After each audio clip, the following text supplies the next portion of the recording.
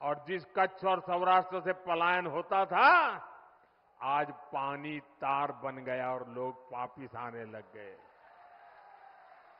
भाइयों बहनों, अगर एमएम, कांग्रेस, आरजेडी ने तुष्टीकरण की नीति को चरम पर पहुंचा दिया है, ये तीनों दल सामाजिक ताना बाना तोड़ने पर आमाद है। ये तीनों दल घुसपैठिया समर्थक है। बांग्लादेशी घुसपैठियों के वोट पाने के लिए ये इन घुसपैठियों को पूरे झारखंड में बसा रहे हैं। जब स्कूलों में सरस्वती वंदना तक पर रोक लगने लगे तो पता चलता है कि खतरा कितना बड़ा है। जब तीज त्योहारों में पत्थरबाजी होने लगे, माता दुर्गा को भी रोक दिया जाए, जब कर्फ्यू लगने लगे तो पता चलता है कि स्थिति कितनी खतरनाक है। जब बेटियों के साथ शादी के नाम पर छल कपट होने लगे तो पता चलता है कि पानी सिर के ऊपर से गुजरने लगा है। जब घुसपैठ का मामला कोर्ट में जाए और प्रशासन इससे इनकार करे तो पता चलता है कि सरकारी तंत्र में ही घुसपैठ हो चुकी है।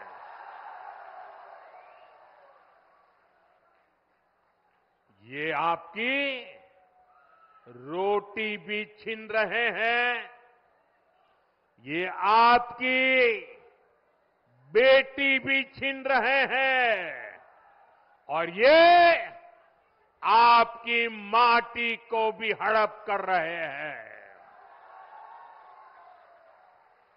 अगर जेएमएम, कांग्रेस, आरजेडी की यही कुनीति जारी रही तो झारखंड में आदिवासी समाज का दायरा सिकुड़ जाएगा।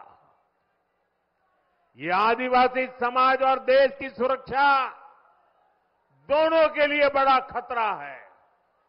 इसलिए इस घुसपैठिया गठबंधन को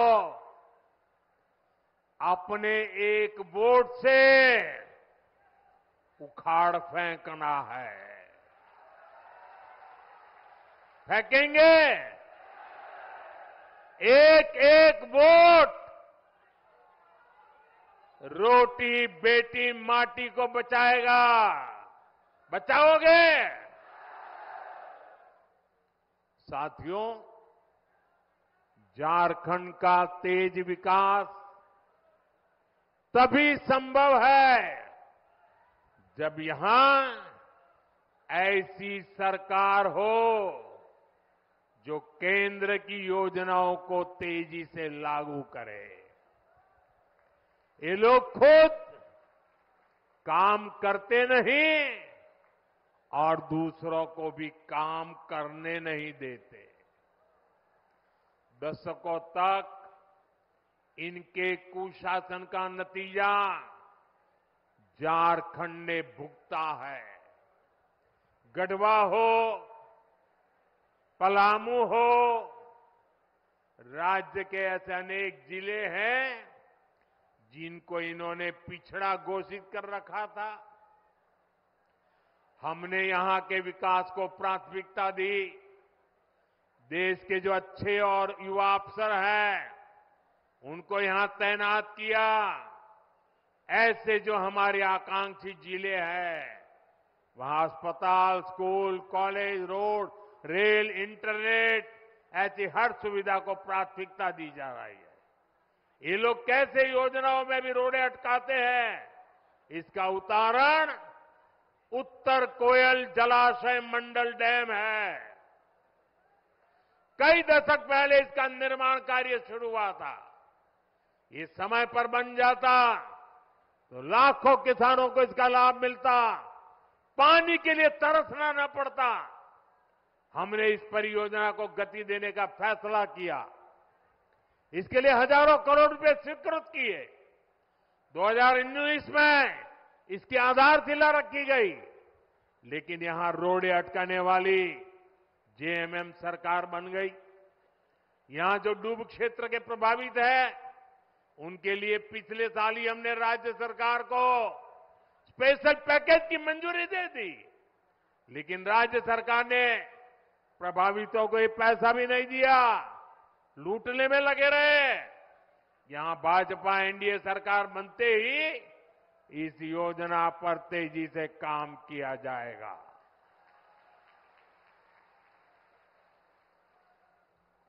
साथियों, यहां अगर भाजपा सरकार रहती तो सोन कनहर पाइपलाइन सिंचाई परियोजना कब की पूरी हो चुकी होती। इसी तरह यहां जो चियांकी एयरपोर्ट है, इसको हम सस्ती हवाई यात्रा वाली योजना उड़ान में शामिल करना चाहते हैं। लेकिन यहां की सरकार इसमें भी दिलचस्पी नहीं ले रही है। हमने पलामू और गढ़वा के लिए सोलर पार्क स्वीकृत किए गए हैं। जेएमएम की सरकार लोगों को अंधेरे में रख रही है, लेकिन इन परियोजनाओं के लिए जमीन नहीं दे रही है। यहां के नौजवानों को नौकरियां मिले, झारखंड का विकास हो, ये इन लोगों को मंजूर नहीं है। साथियों, भाजपा एनडीए विकास और विरासत दोनों को महत्व देते हैं। हम उन क्षेत्रों, उन वर्गों के विकास पर विशेष बल दे रहे हैं जो अतीत में पिछड़ गए थे। हम आदिवासी क्षेत्रों का विकास भी कर रहे हैं और आदिवासी विरासत को भी पूरी शान से आगे बढ़ा रहे हैं। ये भाजपा ही है जो पूरे देश में आदिवासी परंपरा, कला, संस्कृति के लिए समर्पित 10 बड़े संग्रहालय बना रही है। रांची में जो भव्य संग्रहालय बना है, उसके उद्घाटन का अवसर मुझे मिला था। कुछ दिन बाद ही धरती आबा बिरसा मुंडा जी की जन्म दिवस है। ये भाजपा एनडीए सरकार ही है जिसने धरती आबा के जन्म दिवस को जनजातीय गौरव दिवस घोषित किया था। इस वर्ष का आयोजन तो और भी विशेष है। इस 15 नवंबर से अगले 2 वर्ष तक धरती आबा बिरसा मुंडा जी की 150वीं जन्म जयंती के समारोह देश भर में मनाए जाएंगे। पूरा देश जनजातीय गौरव वर्ष का उत्सव मनाएगा। पूरा देश इसमें शामिल होगा। पूरी दुनिया भगवान बिरसा मुंडा और आदिवासी समाज के योगदान को जानने समझने लगेगी। साथियों, झारखंड का तेज विकास भाजपा